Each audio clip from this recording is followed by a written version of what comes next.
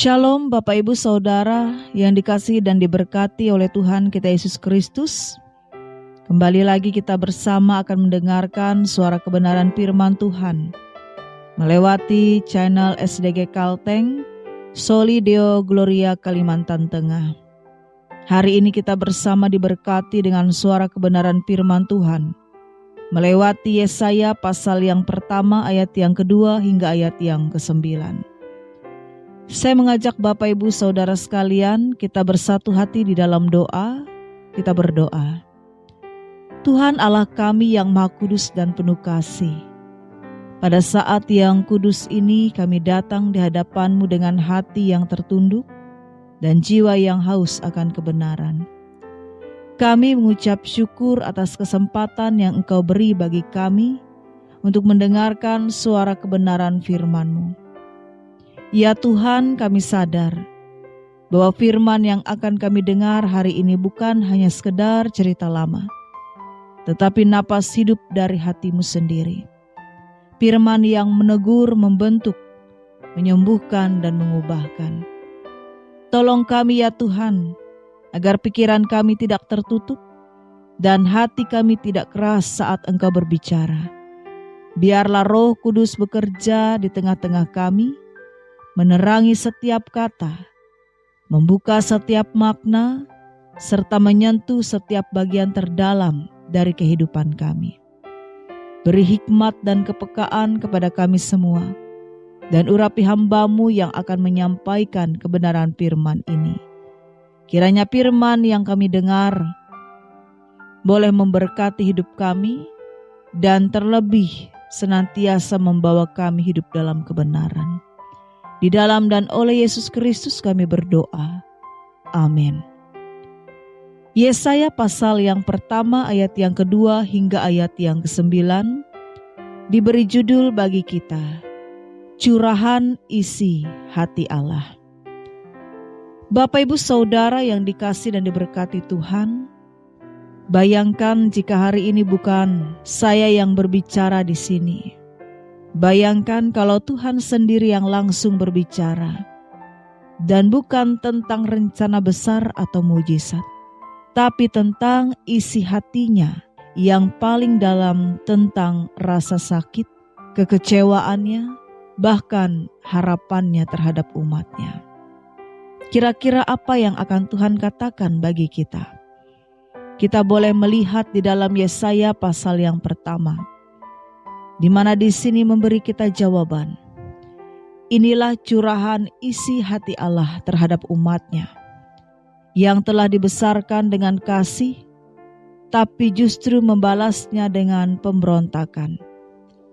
Inilah sidang pengadilan surgawi, di mana para saksinya adalah langit dan bumi, dan terdakwanya adalah Israel, umat pilihan sendiri.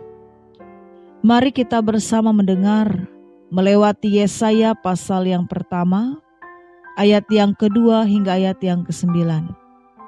Bagian yang pertama kita boleh melihat pada ayat yang kedua hingga ayat yang ketiga. Tuhan seorang Bapa yang terluka.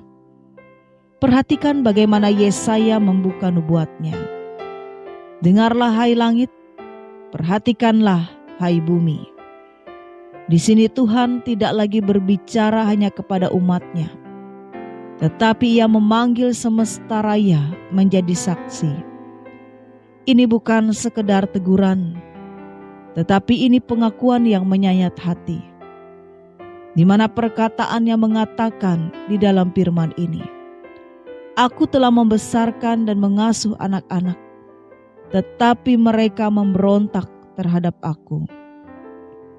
Ada luka yang hanya dimengerti oleh orang tua yang dikhianati anaknya. Bayangkan Anda membesarkan anak, dari mengganti popok, menyiapkan makanan, menyekolahkan, bahkan mengorbankan masa depan Anda demi masa depan mereka. Tetapi ketika anak itu besar, ia melupakan Anda. Ia menganggap Anda tidak penting, bahkan ia menentang Anda, mencaci maki Anda, bahkan memunggungi Anda. Begitulah yang Tuhan rasakan terhadap Israel. Dan mari jujur, bukankah sering kali kita pun bersikap demikian terhadapnya? Dan Tuhan lalu berkata, ini lebih menyakitkan lagi. Di mana lembu mengenal pemiliknya, keledai mengenal palungan tuannya, tetapi Israel tidak. Lembu dan keledai adalah dua binatang ternak yang dianggap lamban, yang dianggap bodoh. Tapi mereka tahu siapa tuannya. Mereka tahu kemana harus kembali ketika lapar.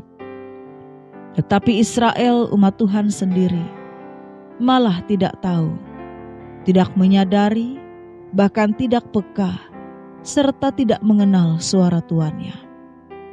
Bukankah ini teguran yang sangat relevan hari ini? Kita punya teknologi canggih, kita memiliki gelar sarjana, aktivitas rohani, ikut dalam pelayanan yang padat. Tetapi, apakah kita sungguh-sungguh mengenal Tuhan? Kemudian bagian yang kedua, melewati ayat yang keempat hingga ayat yang keenam. Bangsa yang luka dan sakit parah. Yesaya melanjutkan dengan menggambarkan kondisi umat Israel dengan gambaran yang sangat keras.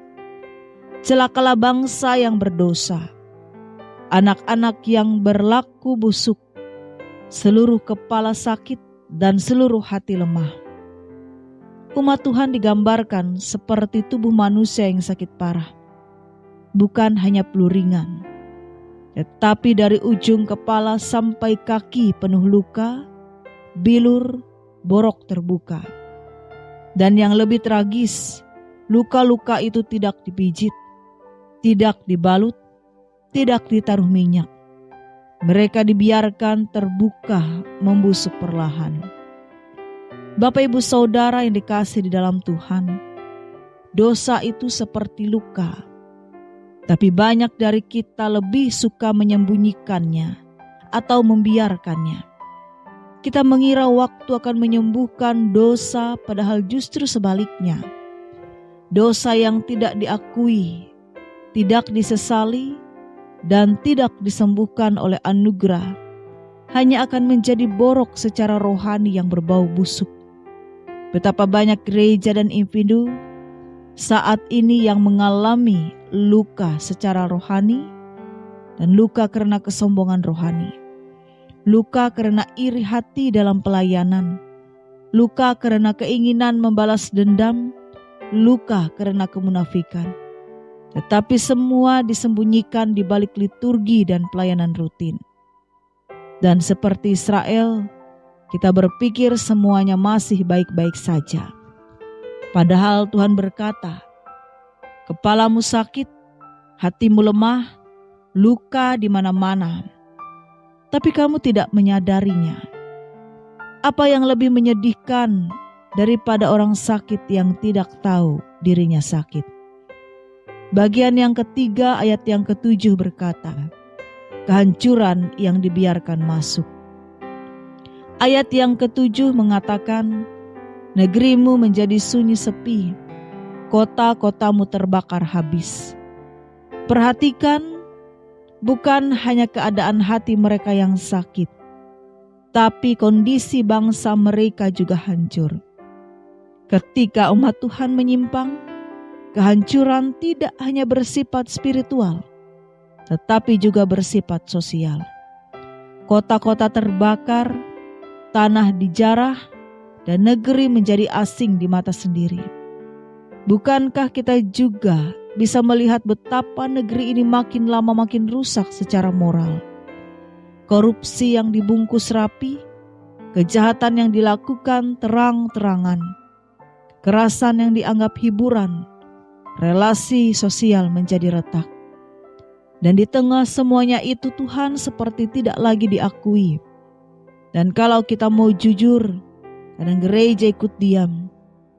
Tidak lagi berani menegur secara langsung, berdalih agar tidak ada kegaduhan dalam jemaat. Kadang kita terlalu sibuk dengan urusan internal, sampai kita kehilangan suara profetik. Kita takut menegur, takut berbeda, takut kehilangan dukungan. Yesaya memanggil kita untuk bangkit dan melihat realitas.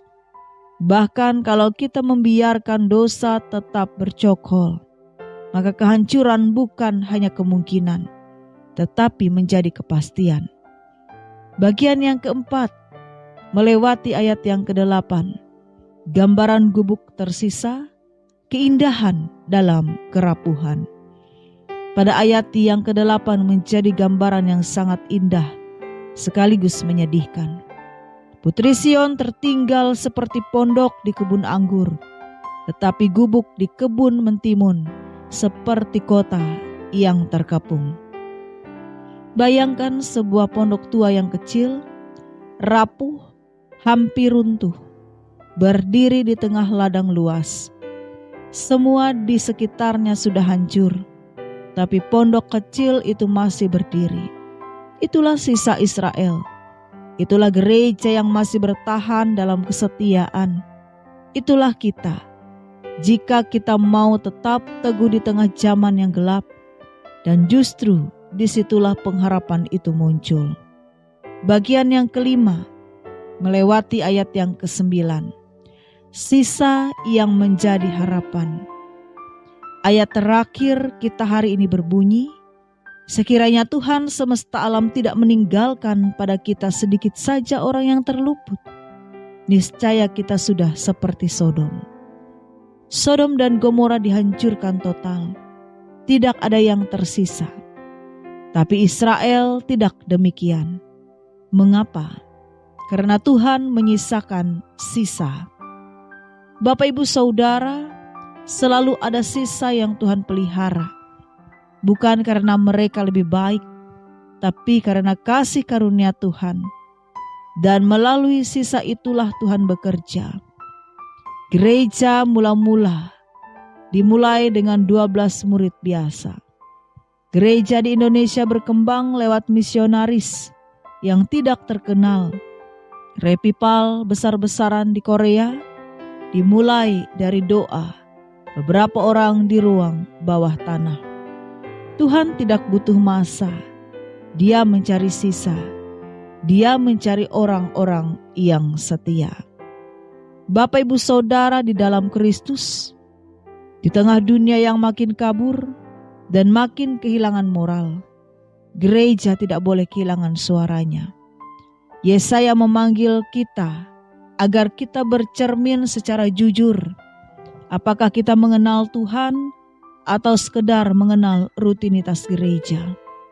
Mengakui luka-luka kita dan membiarkan Tuhan menyembuhkannya. Dan jangan sembunyikan luka di balik topeng rohani kita. Bangkit sebagai sisa yang setia, agar kita dipanggil bukan jadi mayoritas yang ramai, tapi minoritas yang setia. Jangan tunggu keadaan membaik dulu untuk setia. Jadilah pondok di tengah ladang, rapuh tapi berdiri tegak. Jadilah domba yang tahu siapa gembalanya. Bapak Ibu Saudara, Tuhan masih menanti. Dan berita Yesaya hari ini memang keras. Tetapi di balik semua itu, kita melihat satu hal, di mana Tuhan belum menyerah. Kalau kita sudah menyerah, tidak akan ada nabi, tidak akan ada firman, tidak akan ada sisa. Tetapi karena kasih-Nya, Ia masih berseru. Ia masih memanggil. Ia masih menyisakan kita untuk menjadi terang di tengah zaman yang gelap. Pertanyaan bagi kita semua, maukah kita menjadi bagian dari sisa itu? Maukah kita menjadi umat yang mengenal Tuhan, bukan sekedar berbicara tentang Tuhan? Maukah kita kembali sebelum semuanya terlambat? Jawaban ini menjadi perenungan kita masing-masing secara pribadi. Lakukan langkah yang terbaik. Percayalah, Tuhan menuntun kita. Amin. Mari Bapak Ibu Saudara kembali kita bersatu di dalam doa. Ya Tuhan Allah Bapa kami yang penuh kasih, hari ini Engkau telah berbicara kepada kami melalui Nabi-Mu Yesaya. Kami mendengar isi hati-Mu, betapa Engkau kecewa, betapa Engkau terluka karena umat-Mu memberontak. Kami sering menyadari ya Tuhan, bahwa seringkali kami pun berlaku seperti itu. Kami rajin beribadah, tetapi hati kami jauh daripada Engkau. Kami sibuk melayani, tetapi kami lupa siapa Tuhan yang kami layani. Maka dari itu ampunilah kami ya Tuhan. Kami bersyukur karena Engkau tidak memusnahkan kami. Engkau masih menyisakan sisa sedikit orang yang tetap setia. Dan kami rindu menjadi bagian dari sisa itu. Bangkitkan dalam hati kami semangat yang baru. Pulihkan luka-luka rohani kami. Tajamkan kepekaan rohani kami. Penuhi kami dengan keberanian untuk hidup benar di tengah dunia yang sesat. Pakailah kami ya Tuhan, sekalipun kami kecil, rapuh dan tidak sempurna. Jadikan kami pondok yang tetap berdiri. Jadikan kami terang yang Engkau pelihara. Jadikan kami umat yang berkenan di hati-Mu. Di dalam nama Tuhan Yesus Kristus, kami berdoa dan berserah. Amin.